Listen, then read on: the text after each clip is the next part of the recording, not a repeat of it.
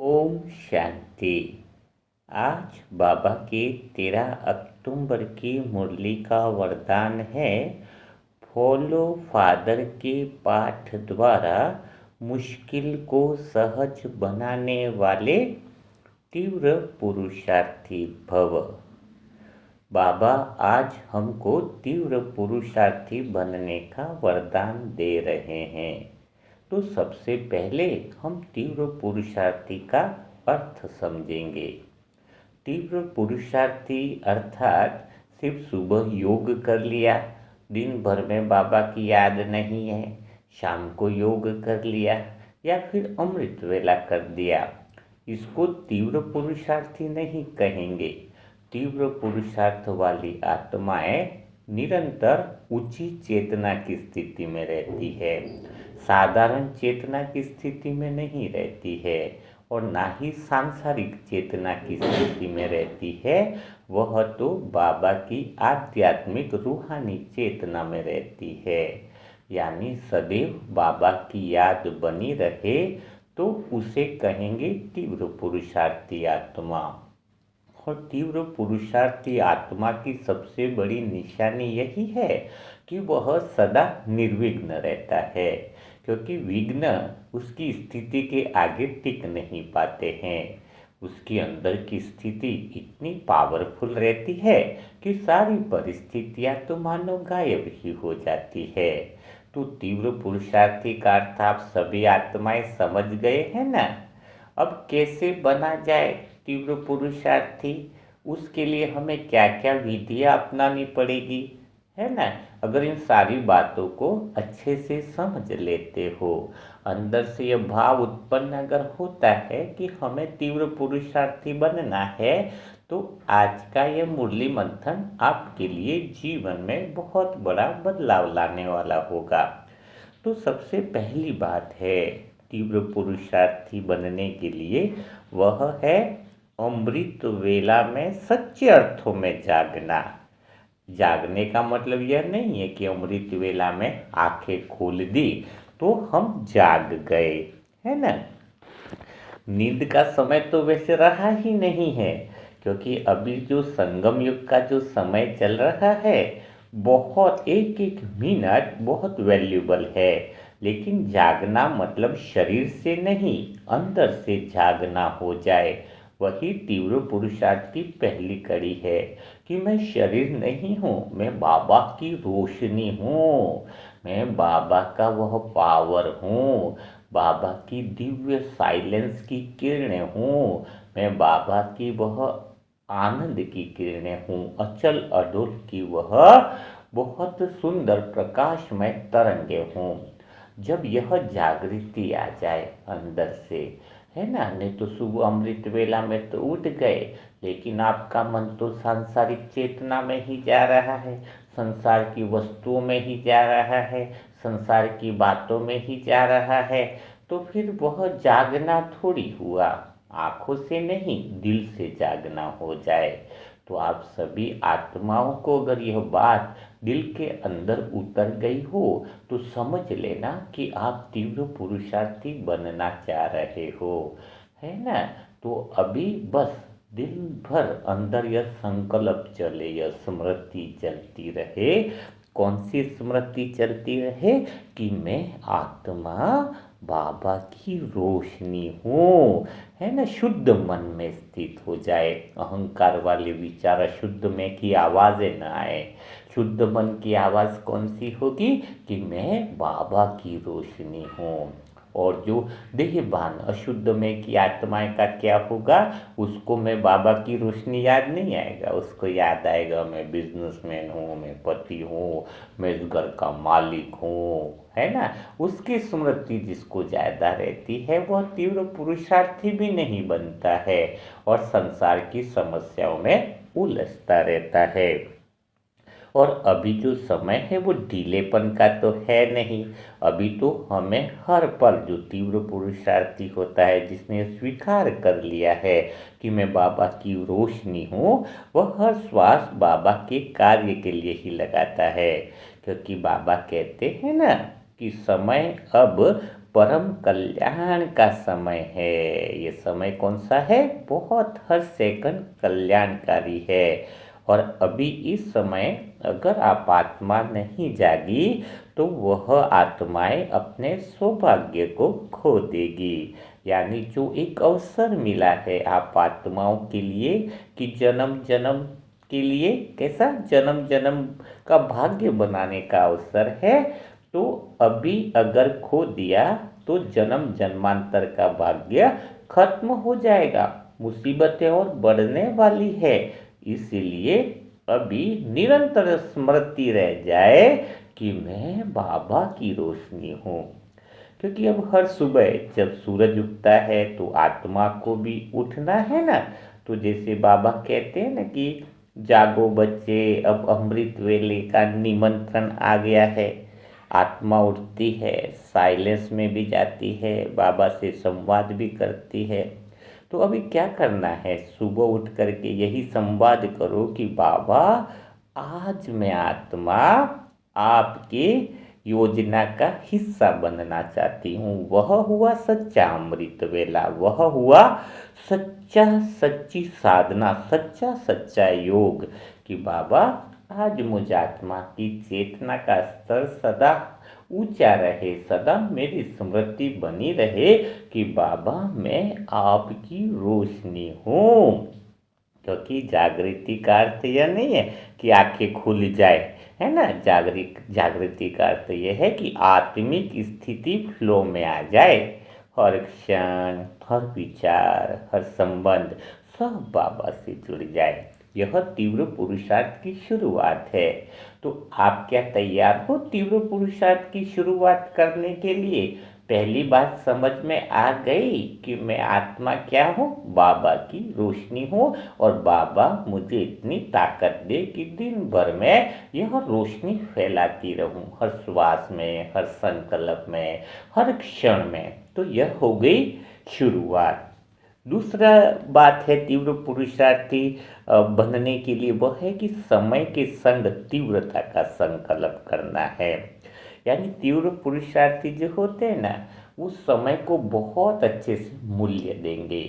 क्योंकि अगर आपसे समय अगर आगे निकल जाता है तो आपको थकान लगेगी, आप परेशान होना चालू हो जाएंगे। क्योंकि बाबा कहते हैं कि समय अब रुकेगा नहीं। तो जो आत्मा इस संगम युग के हर क्षण को, हर पल को, इस समय को पहचान लेती है कि समय बहुत कम बचा है, वही तीव्र पुरुषार्थी आत्मा भी बन सकती है और वही विजय बन सकती है। तीव्र पुरुषार्थी आत्मा जो होगी ना, वो समय को बहने नहीं देती है, उसे साथ लेती है। यानी हर पल को, समय को सफल करती है। वह हर सेकंड के महत्व को अर्थ देती है, हर क्षण को बाबा की याद का माध्यम बना लेती है।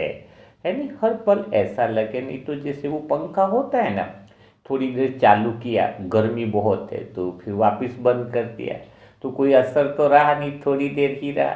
आपकी बाबा की याद एक बार बनी और फिर ऊपर से नीचे गिर गए, फिर बाबा की याद बनी, फिर ऊपर से नीचे गिर गए, तो फायदा क्या हुआ? तीव्र पुरुषार्थी आत्माएं तो वही बन सकती है जो हर पल, हर क्षण जो है वो बाबा की याद का माध्यम बना ले। बाबा कहते हैं ना कि मीठी आत्माओं, अब हर मिनट का हिसाब देना है। जो क्षण हो गया वो तो ड्रामा में मिट गया। अब नया क्षण जो तुम्हारे हाथ में है वह सफल करना है। यानी आत्मा को समय से मित्रता कर लेनी है, समय को शत्रु नहीं साथी बनाना है। कई आत्माएं कहती है ना कि मेरा समय अच्छा चल रहा है, कई आत्माएं कहती है कि मेरा समय खराब चल रहा है।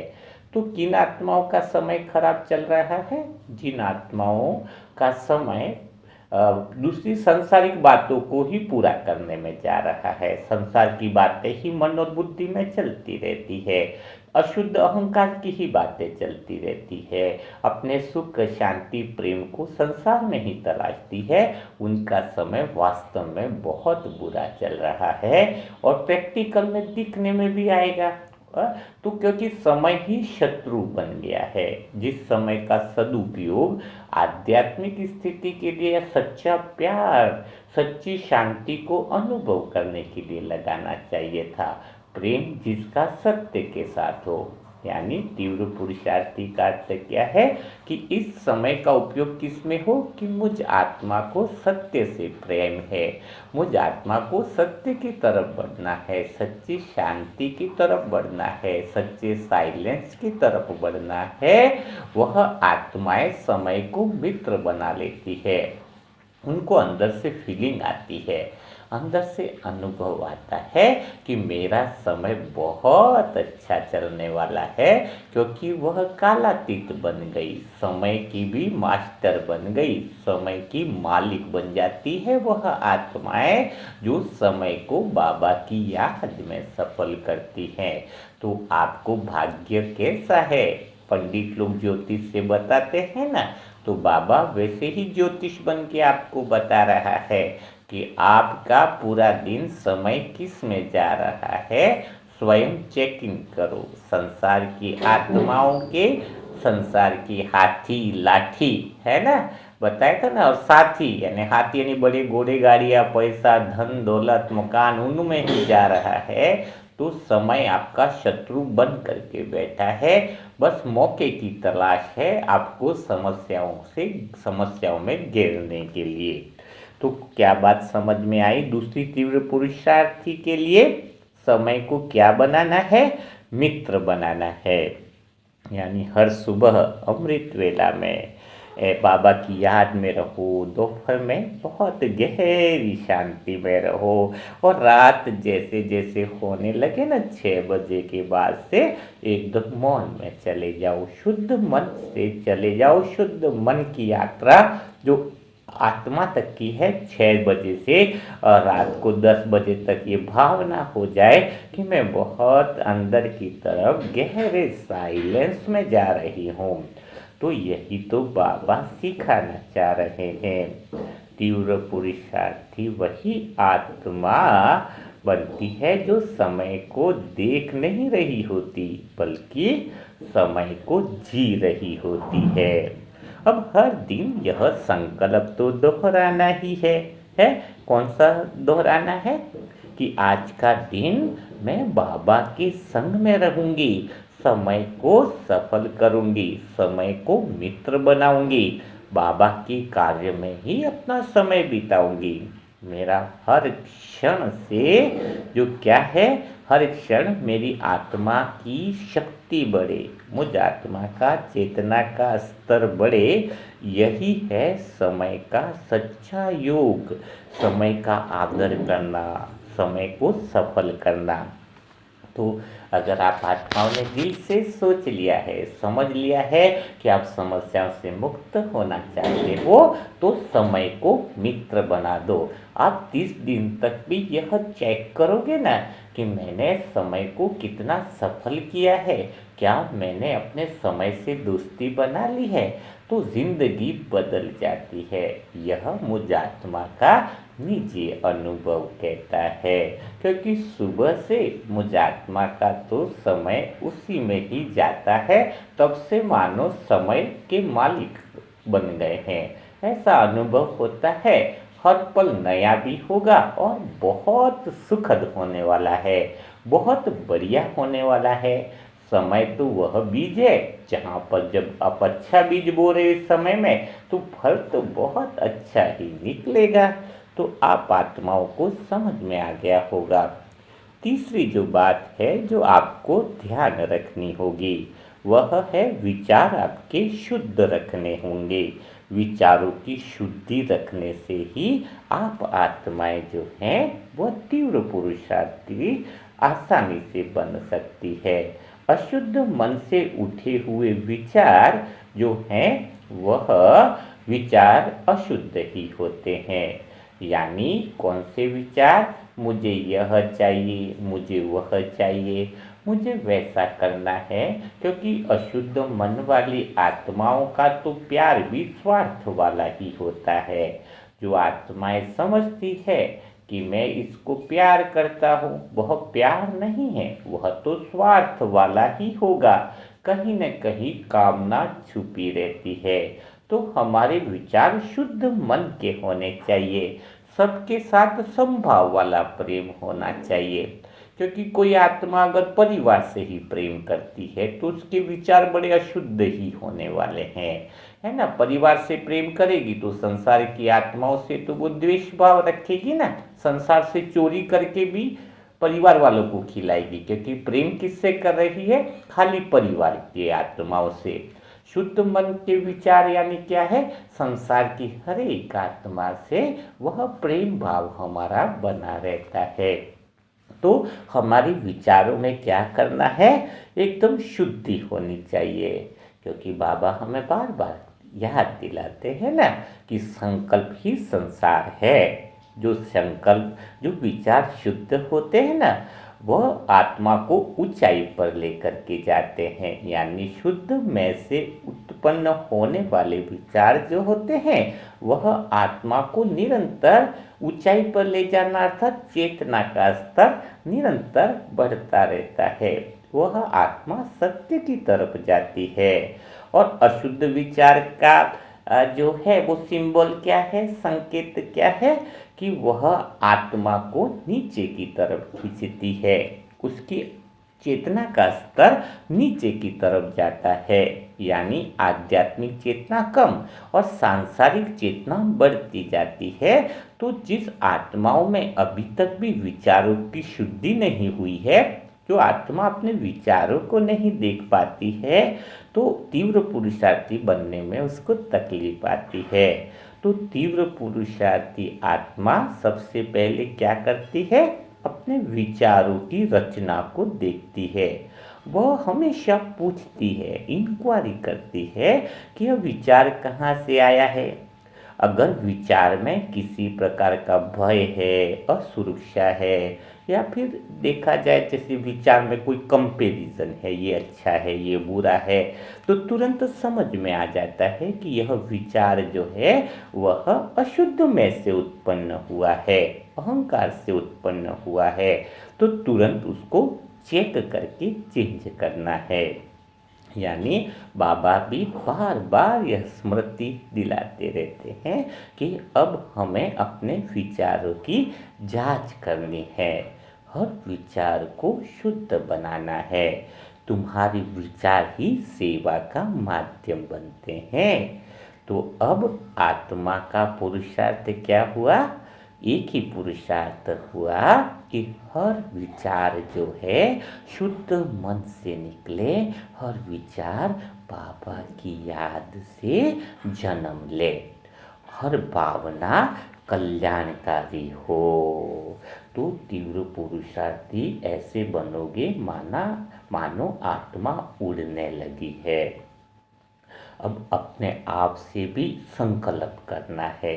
दिन भर में आज क्या संकल्प लोगे, बाबा ने तीव्र पुरुषार्थी बनने के लिए बोला है ना, तो अंदर एक संकल्प लेना है, बाबा अब मैं आत्मा केवल वही सोचूंगी जो आपको पसंद है।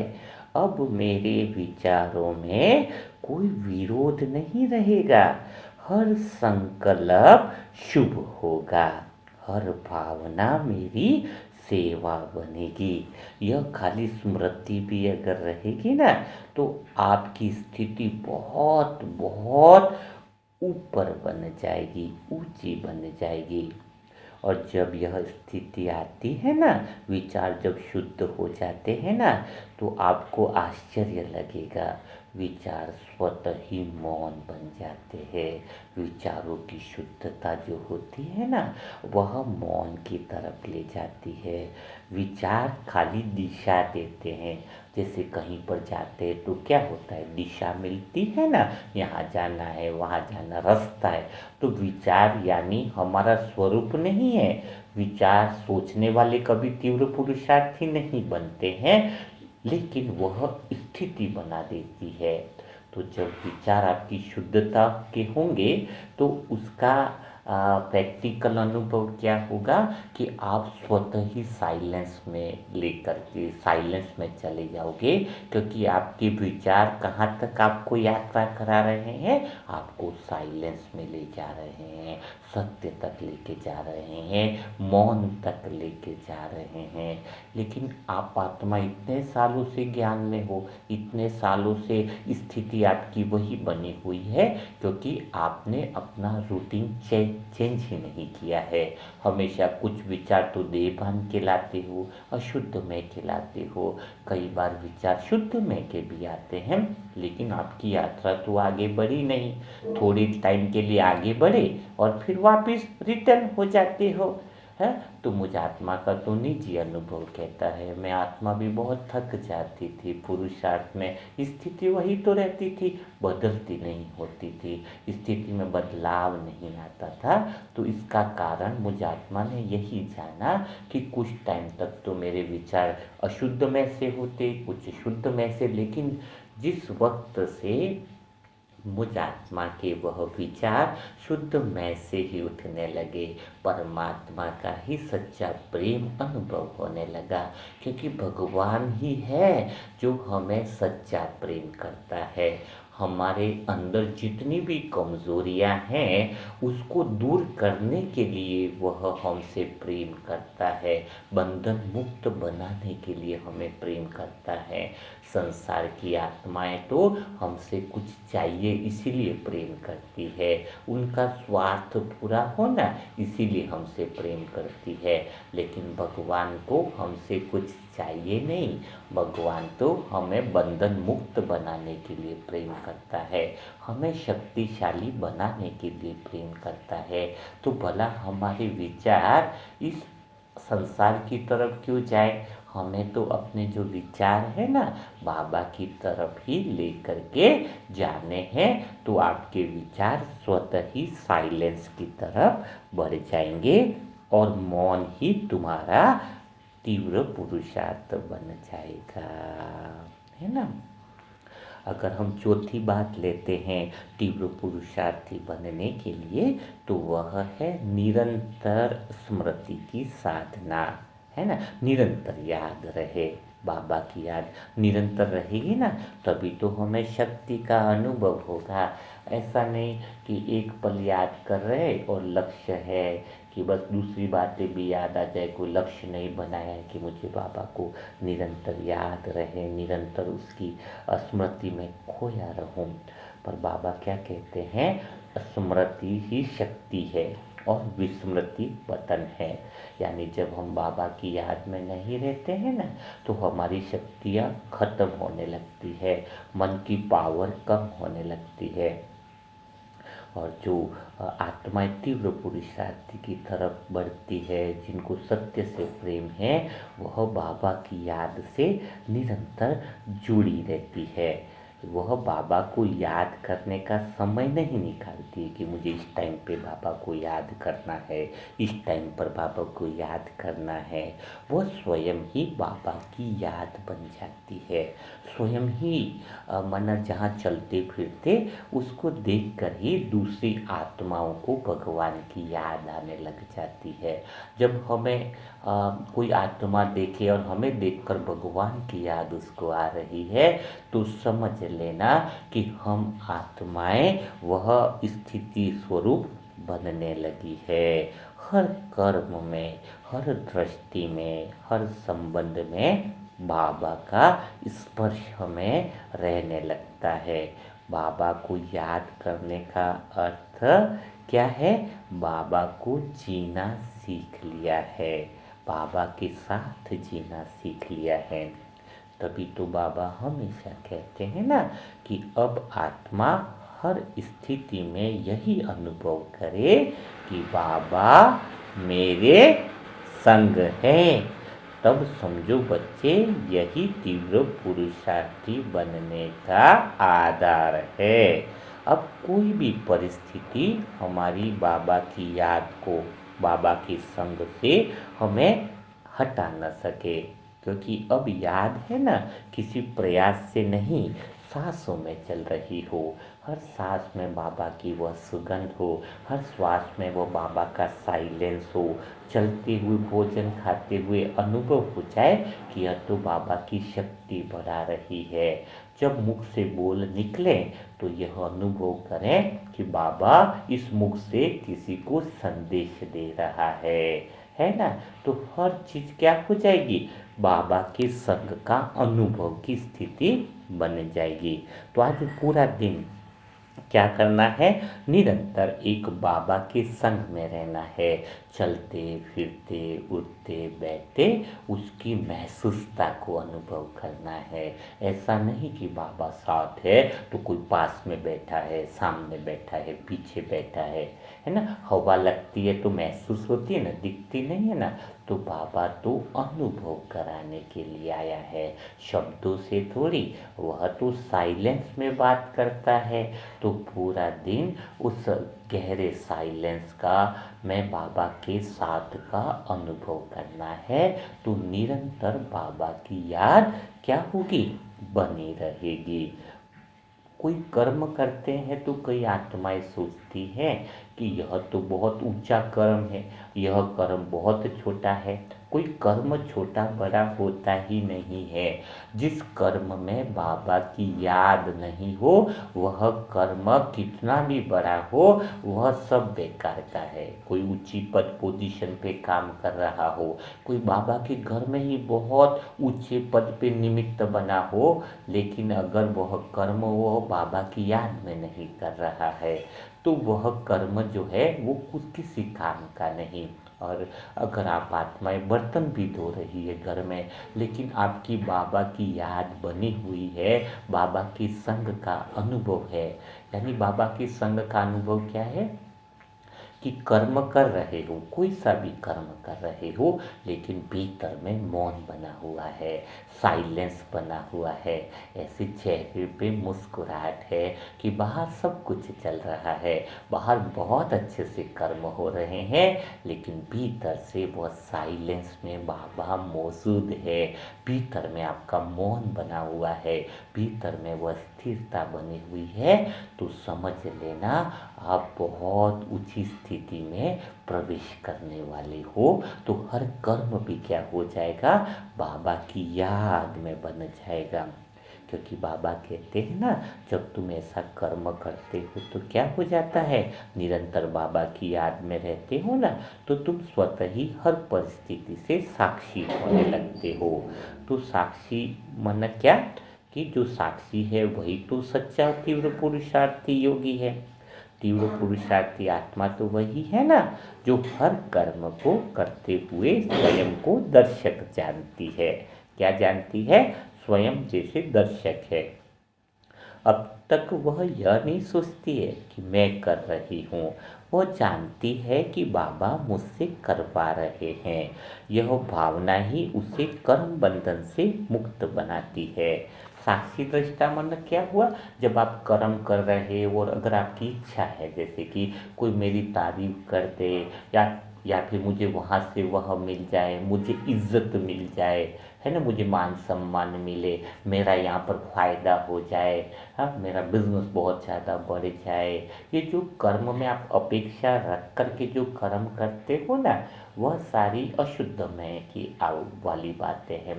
मैं खत्म हो जाए कि बाबा करवा रहा है ना। जब आप साइलेंस में हो, भीतर में मौन हो, मौन का अर्थ है अशुद्ध में समाप्त हो जाना। यानी बाबा करवा रहा है, बाबा कर रहा है, मैं कुछ कर ही नहीं रही हूँ। जितना जितना यह साक्षी भाव आपके अंदर अभ्यास से उतरता जाएगा, उतना आपकी आत्मा उड़ान भरती जाएगी। मानो एक सेकंड में लगेगा कि परम धाम तो सामने ही है। हर पल गहरा साइलेंस दिखेगा, हर आत्मा में वह गहरी शांति बाबा की दिखने लगेगी। तो आज दिन भर यह अभ्यास करना है। क्या करना है कि बाबा मुझसे करवा रहे हैं, और यह भावना जितनी आपकी गहरी होगी ना, उतना आपका कर्म बंधन छूटता जाएगा। आप स्वयं में मुक्ति का अनुभव करते जाओगे। साक्षी बनना मतलब हर स्थिति को देखना, समझना, पर उसमें डूबना नहीं, है ना। तो अब आत्मा जो है ना, वो हर दृश्य को ड्रामा के रूप में देखने लगती है। वह जानती है जो हो रहा है वह भी बाबा के निर्देशन में हो रहा है। अब कोई आलोचना कर रहा है, कोई प्रशंसा कर रहा है, कोई हानि हो रही है या लाभ हो रहा है, तो उसके मन को वह बातें दिखा नहीं सकती है, क्योंकि आत्मा जो है अब करता नहीं रही कि मैं कर रहा हूँ, ऐसा भाव नहीं रहा, वह तो केवल साधन बन गई है। इसलिए बाबा क्या कहते हैं कि प्यारे बच्चे, जो साक्षी बन जाती है आत्मा, वह कर्म में भी मुक्त रहती है।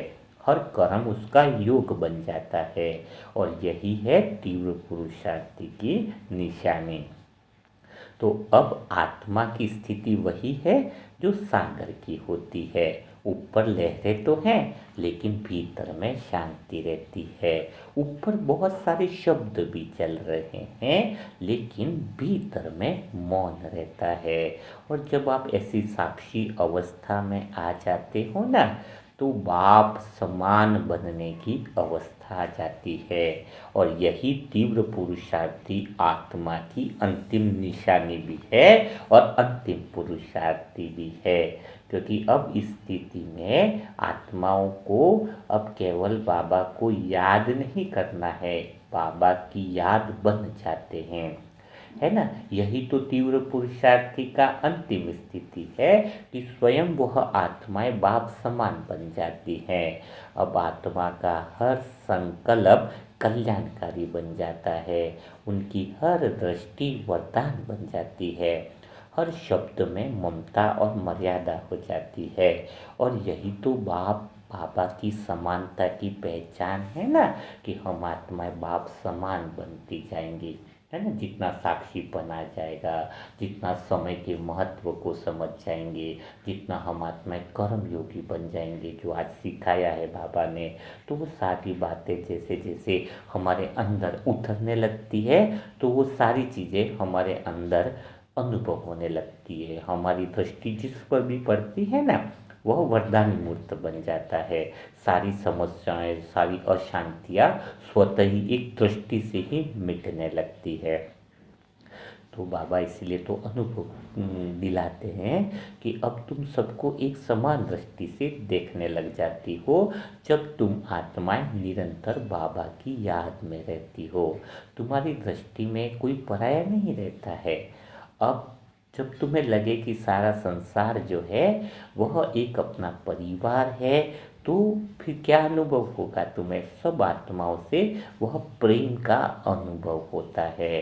तो अब आत्मा की यात्रा मानो कैसे क्या हो जाती है? पूरी हो जाती है। कौन सी यात्रा पूरी हो जाती है? तीव्र पुरुषार्थी की यात्रा। तो तीव्र पुरुषार्थी की यात्रा में आपने यात्रा की शुरुआत कहाँ से करी थी?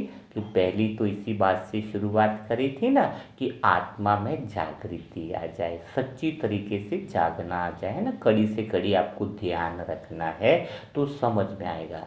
तो पहला तो क्या था? जागृति, कि मैं बाबा की रोशनी हूँ, है ना। और उसके बाद क्या है कि समय की पहचान करनी है, कि हर क्षण कितना महत्वपूर्ण है ना। तो जो आत्माएं जाग जाती हैं, बाबा की रोशनी बन जाती है, उसके बाद जो आत्माएं समय को पहचान कर उसके संकल्प को, समय को, हर पल को क्या करना चालू कर देती है? सफल करना चालू कर देती हैं। तो तीसरी स्टेज आ जाती है, विचारों की शुद्धि गहरी हो जाती है। यानी वह विचारों को देखने लग जाती है कि अशुद्ध मन से विचार उत्पन्न हो रहे हैं या शुद्ध मन से। और जब यह आत्मा परख कर लेती है और शुद्ध मन में रहने लगती है, तो उसकी याद कौन सी हो जाती है? निरंतर बाबा की याद हो जाती है। और जब निरंतर बाबा की याद हो जाएगी, तो वह क्या बन जाएगी? साक्षी दृष्टा स्थिति में हो जाएगी। और साक्षी दृष्टा स्थिति में जब आत्मा बन जाती है, तो वह बाप समान तीव्र पुरुषार्थी की स्टेज, यानी बाप समान स्थिति को पा लेती है। तो कितना तीव्र पुरुषार्थी के अंदर आपको पूरी गहराई मिली है, क्योंकि बाबा अब क्या लगता है, आत्मा दिल से क्या कहे कि बाबा अब मैं केवल आपकी झलक नहीं आपका रूप बनना चाहती हूँ। अंदर ललक लग जाए कि मुझे आत्मा को बाबा जैसा ही बनना है ना। और जो बाबा भी क्या कहते हैं कि जब तुम आत्माएं बाबा का रूप बनना चाहती हो तो तुम मानो बाबा के बच्चे हो तो बस बने हुए ही हो।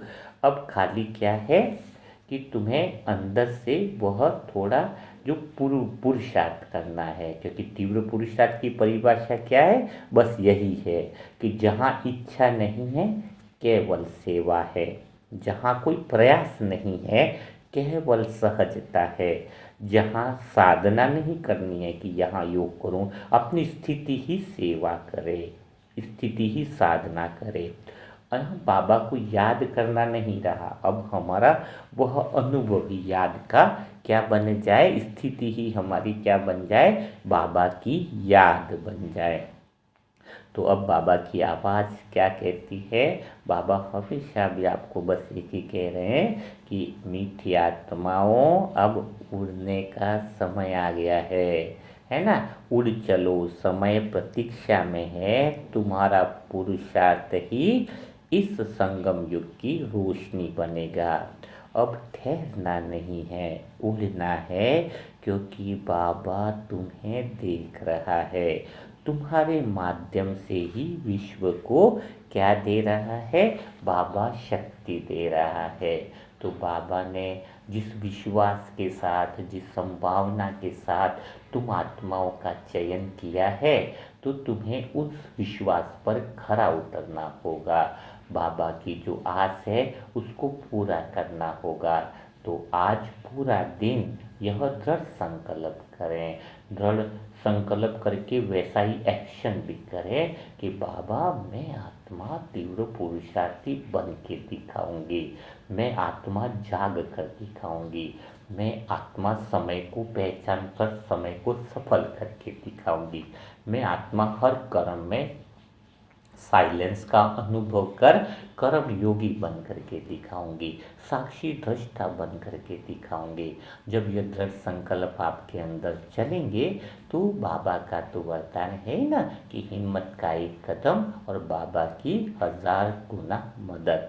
तो आज आपने तीव्र पुरुषार्थी बनना में कौन सी बातें आपको समझ में आई, वह सारी बातें, सारे अनुभव आपको कमेंट बॉक्स में ज़रूर लिखने हैं। इससे क्या होगा, कमेंट बॉक्स में लिखने से आपका वह मसल्स मेमोरी भी बढ़ जाती है, लिखने से वह बातें पक्की हो जाती हैं, रिपीट हो जाती हैं। जितना हो सके कमेंट बॉक्स में ज़रूर लिखने की एक आदत बना दो, यह तीव्र पुरुषार्थी बनने की एक स्टेज हो जाएगी, है ना। तो बाबा कहते हैं ना कि जैसे बाबा सबको नमस्ते करते तो उसका उत्तर देना, तो कमेंट बॉक्स में लिखना ही आपका उत्तर है, बाबा को थैंक्स देना होता है। तो आज पूरा दिन आपको यही करना है।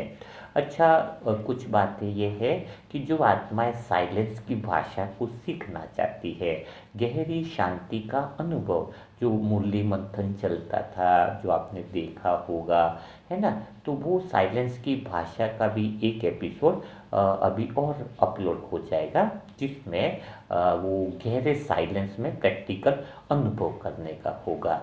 तो जो आत्माएं उसमें भी इंटरेस्ट रखती हैं वो 2 महीना कम से कम उन साइलेंस की भाषा को सीखने वाली जो मैं आत्मा अनुभव करती हूँ या किया है, वह भी एपिसोड उसमें अपलोड होगा, उसको भी आप ज़रूर देखिएगा। और जो आत्माएं नहीं हैं और अपने पुरुषार्थ को तीव्र बनाना चाहती हैं, उसके लिए मोबाइल नंबर है 7202921969। इस पर ओम शांति लिखे, सेंटर का नाम लिखे, एड्रेस लिखे, तो उनको ग्रुप से जोड़ दिया जाएगा। तो कल फिर हम मुलाकात करेंगे ऐसे ही मुरली मंथन के साथ। तब तक के लिए सभी भाई बहनों को ओम शांति, ओम शांति, ओम शांति।